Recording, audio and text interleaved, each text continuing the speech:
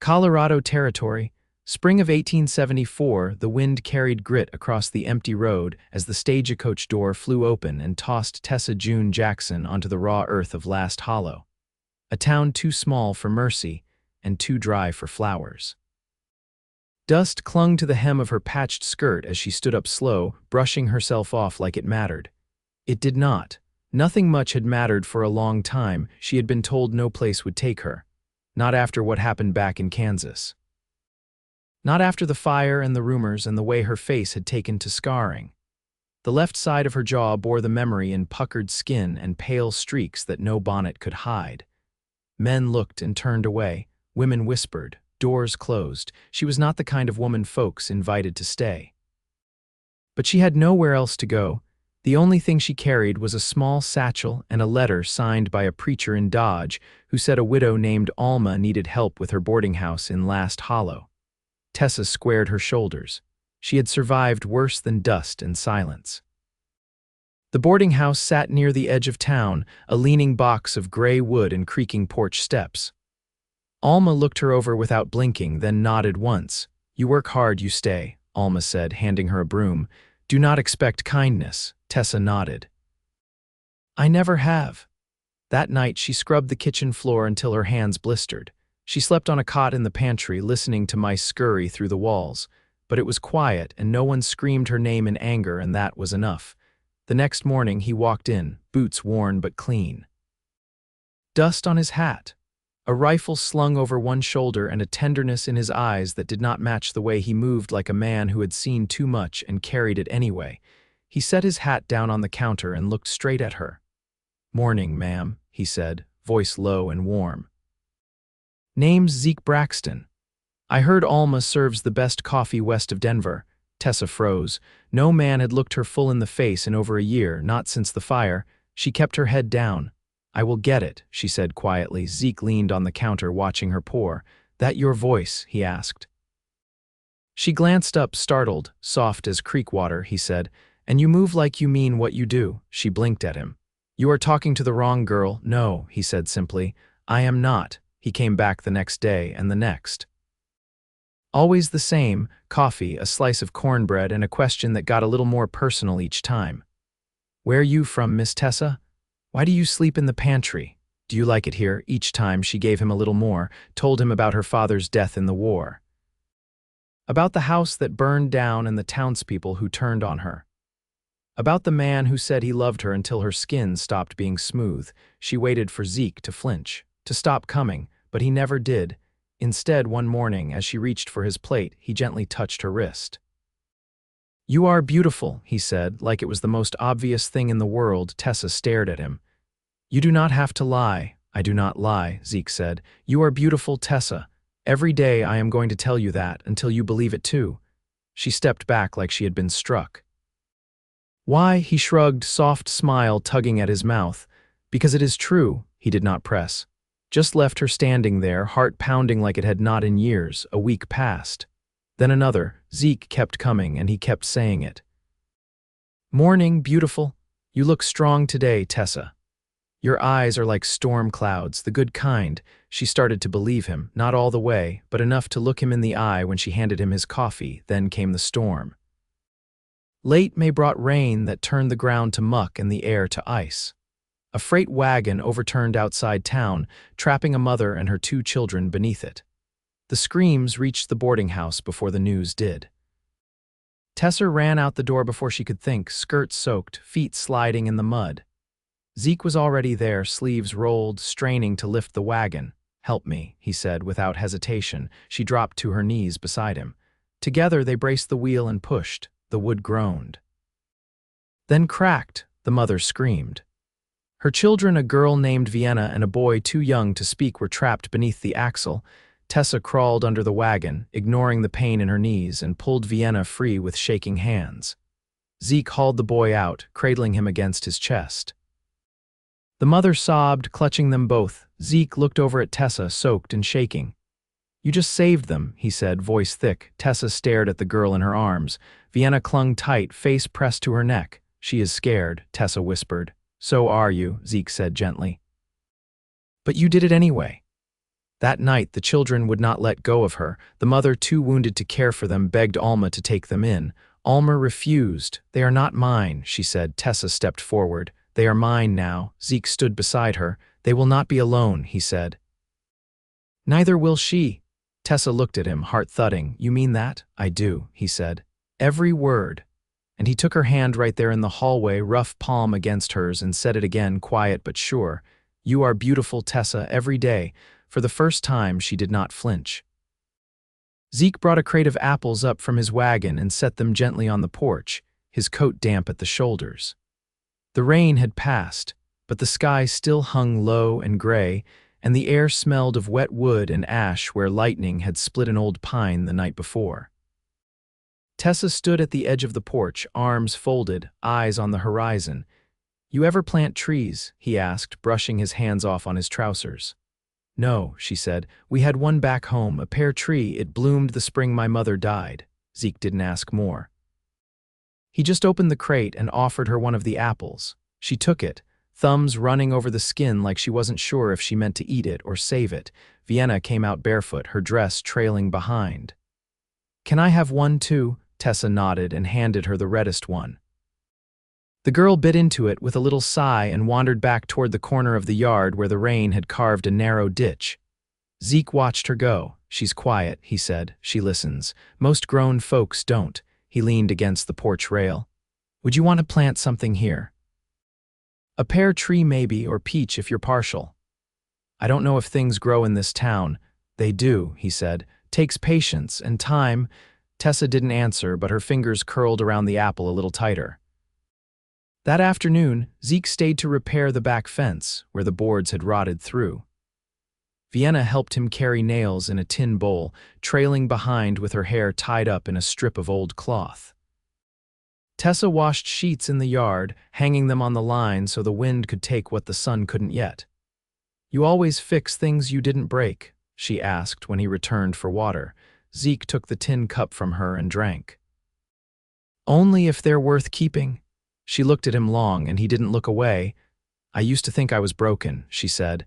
"I don't think you ever were," he said. "Just burned some. Fire doesn't ruin everything. Sometimes it clears the land." She turned her face away, but not before he saw her blink fast. Later, after supper, Zeke stayed to mend Vienna's shoes with a patch of leather from his saddlebag. The boy, who had started answering to Sela's, napped curled on the floor with a quilt tucked beneath him. Alma didn't say a word when Zeke lit the lantern and pulled a stool close to the fire. "Your hands are steady," Tessa said. "I was a blacksmith's boy before I rode herd. Had to be." "Why'd you leave it?" "My father died," he said. "Mother couldn't keep the shop. I was 15. Took to drifting." She sat across from him, her stitching in her lap. "You ever stop drifting?" "I think I might have," he said, eyes steady on hers. She didn't look away this time. The next morning, a man from the land office came to the boarding house door. He had a ledger and a smile too tight for his face. He asked for Alma, who sent him around back. Tessa watched from the window as they spoke, Alma's jaw tight, the man's finger jabbing at a line in his book. Zeke stepped inside minutes later, stomping the dust from his boots. "I saw him ride up. He's been to every place between here and Pueblo." "Why?" "Land tax," Zeke said. "A new levy. Folks that don't pay by summer will get posted." Tessa looked toward the back door. "Alma won't have that kind of money." "She won't," Zeke said, "but I might." She turned to him slowly. "You'd pay her tax. I'd pay yours. It's not mine." He paused. "Would you want it to be?" The room went still. Even the fire seemed to quiet. Tessa set her mending down. "You're asking something I don't know how to answer yet." "All right," he said. "Then I'll wait."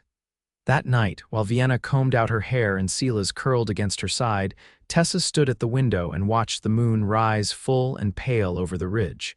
She didn't know what made a man stay, but she knew what it looked like when one did. Behind her, Zeke's voice came low from the hallway. "I'll plant that pear tree come morning." She turned. "You sure it'll take?" "I am, but I'll ask you again in spring. If it blooms, you give me your answer." Her breath caught, but she nodded once. "All right." He tipped his hat before he left. No words that didn't need saying. Nothing more than the quiet promise between them and a tree yet to be planted. By mid-June, the porch boards had stopped creaking beneath Tessa's step. Zeke had replaced them with oak planks, salvaged from an abandoned barn 2 ridges east. He'd hauled them himself, hitching his gelding to a borrowed cart, returning streaked with sweat and splinters, saying only, "Felt like the right way to spend a Sunday." Tessa had watched him from the kitchen window, her hands wrist-deep in flour. The children had taken to sitting on the porch edge with their feet swinging, Vienna humming tunes she didn't know the words to, Silas chewing on a strip of dried apple Zeke had sliced thin for him with his pocket knife. That morning, Alma had handed Tessa a letter. The paper was creased and smelled faintly of tobacco. Tessa had turned it over twice before opening it. "Your aunt passed," she said after reading. "No one left but a cousin up in Abilene. She didn't ask for me." Zeke was sanding a beam by the stairwell when she spoke. He paused, brush in hand. "You want to go there?" "No," she said. "There's nothing for me that way." He nodded and kept sanding. That night, Vienna woke coughing, a sharp, wet sound that made Tessa sit up before her eyes had even opened. She lit the oil lamp and crossed to the cot, pressing her hand to the girl's forehead. "She's burning," she said. Zeke, already pulling on his boots, said, "There's a woman 3 miles out, lives near the Red Shale Bluff. Knows herbs. Folks say she was a midwife back east." Tessa bundled Vienna in the quilt and met him at the door. Silas clung to her skirt, eyes wide, but Alma took his hand without being asked. "Go," she said. "We'll be here." They rode together on his gelding, Vienna cradled in Tessa's lap, her breath shallow and hot. The moon lit the trail faintly, just enough to see the pale grass bending. Zeke didn't speak except to ask once, quietly, "You all right?" Tessa held the girl tighter. "She's all I have." "No," he said. "You've got more than that." The woman at the bluff was older, her hair braided back in 2 tight cords, her voice clipped and sure as she worked. She brewed willow bark and something sharp smelling from her tin of dried roots. Vienna drank it with her eyes half closed, clinging to Tessa's sleeve. "She'll mend," the woman said. "Let her sleep. Keep her warm." They stayed until dawn, huddled beside the hearth while the wind outside shifted. Zeke sat near the door, hat in his lap, quiet as the fire. "You didn't have to come," Tessa said when Vienna finally dozed. "I did," he replied. "Because you looked at me like I was already supposed to be beside you." She swallowed, her throat tight with more than worry. "You're not afraid I'll fall apart. You already did," he said. "And you built something from it. That's the part that matters." Back in town, the sun had risen hard and bright.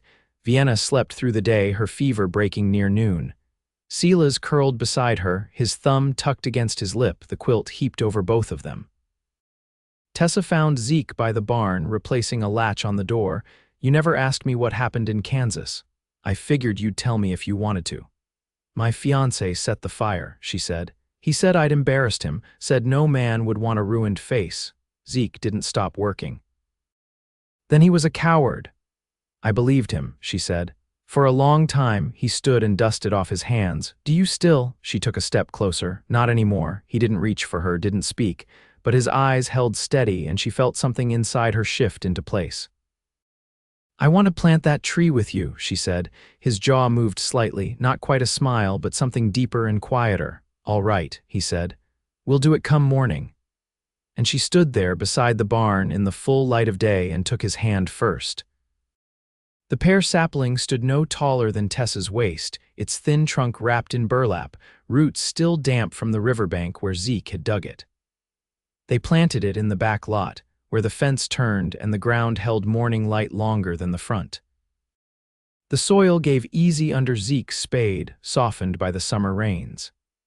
Tessa knelt beside him, her palms pressed into the loam, steadying the sapling as he filled in around it. When the last of the dirt was tamped down, Zeke poured a half bucket of water around the base. The leaves trembled faintly in the breeze as though testing their place in the world. Tessa brushed her fingers along a crooked little branch. "It looks thin." "It'll thicken," Zeke said. "So will its roots." They stood together, quiet in the morning hush that hadn't yet turned to heat. Vienna and Silas were inside, helping Alma strip beans. The window was open, and the sound of their voices drifted faint and warm like the smell of baking bread. Tessa didn't say anything right away. "Then, I never thought I'd be the type to plant anything." "You are now," Zeke said.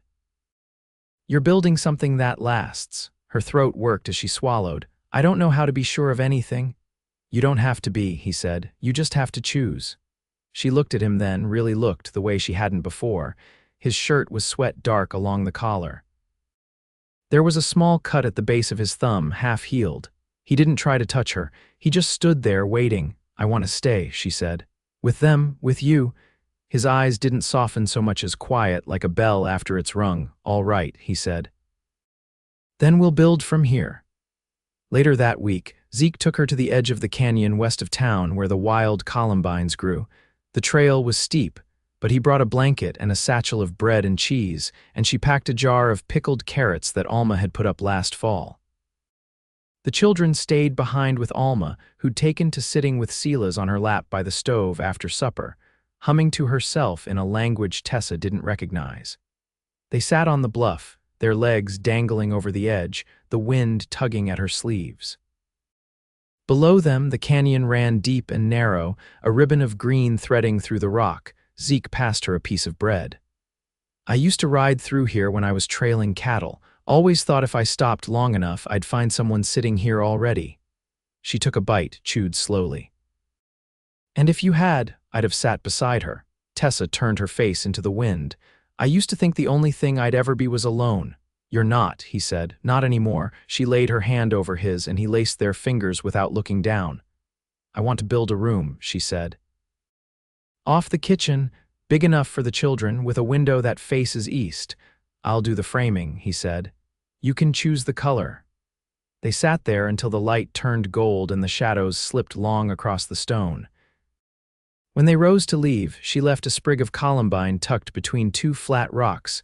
Back in town, the lumber came by wagon rough pine hauled from the mill near the foothills. Zeke measured each board twice, cut once. Tessa helped where she could, holding planks steady, handing him nails, sweeping the sawdust that drifted in like pollen.